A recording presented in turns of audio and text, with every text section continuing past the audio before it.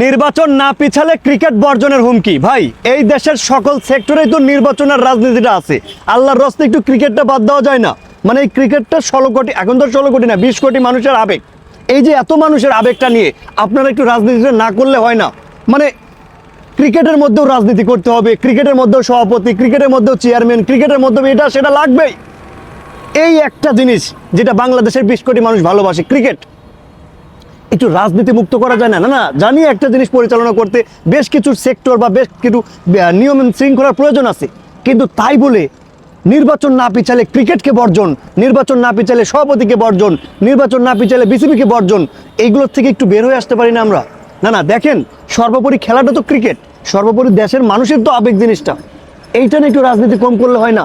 দেশের তো সকল সেক্টরে রাজনীতি আছে, সব জায়গায় আপনারা রাজনীতি করছেন, সব জায়গায় চেয়ারম্যান বানাচ্ছেন, সভাপতি বানাচ্ছেন, এই ক্রিকেটটাকে একটু বাদ দেওয়া যায় না?